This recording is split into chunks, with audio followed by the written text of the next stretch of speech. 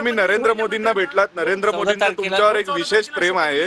ज्यावेळी मुख्यमंत्री कोण होणार ही चर्चा सुरू होती तेव्हा सुद्धा नरेंद्र मोदींच्या वतीने देवेंद्र फडणवीस होणार हे आम्हाला ऐकायला मिळत होतं.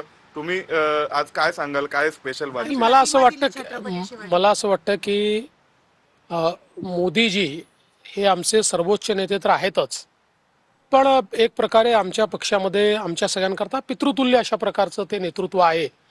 त्यामुळे आमच्या सगळ्यांचा एक स्पेशल कनेक्ट हा मोदीजींसोबत आहे आणि त्यांचं प्रेम मार्गदर्शन आम्हाला मिळत असतं. प्रसंगी आम्ही चुकलो तर आम्हाला रागवतात देखील.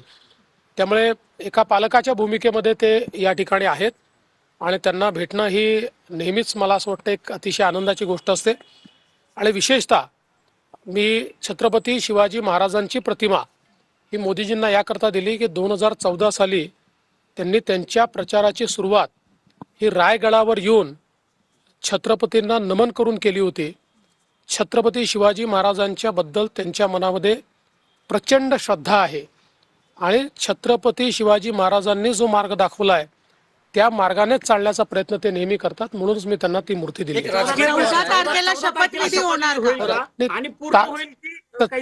तारीख तुम्हीच ठरवली आहे, आम्ही ठरवायची. अजून एक राजकीय प्रश्न आहे. शरद पवारांचा आज वाढदिवस आहे. अजित पवार कुटुंबियांसह त्यांना भेटलेले आता.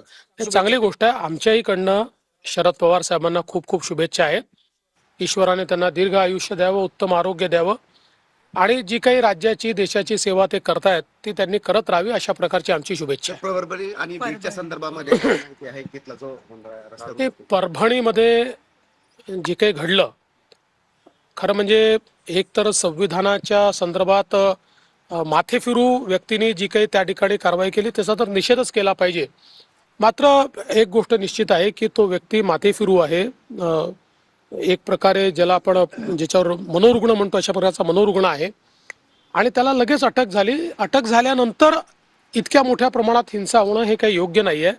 मला असं वाटतं की जे लोक भारताच्या संविधानाला मानतात आणि जे भारतरत्न डॉक्टर बाबासाहेब आंबेडकरांना मानतात अशा लोकांनी नेहमी संवैधानिक मार्ग पत्करले पाहिजेत आणि अटक झाल्यानंतर हिंसा करणं हे काही फार योग्य नाही आहे. तथापि आता तिथे शांतता आहे आणि भविष्यातही शांतता राहावी असा आमचा प्रयत्न. महाराष्ट्राचे गृहमंत्री तुम्हीच असणार. अरे बाबा थोडी वाट पहा ना, एवढी घाई काय करतो? सगळं सांगतो. चला. बीडमध्ये देखील अशाच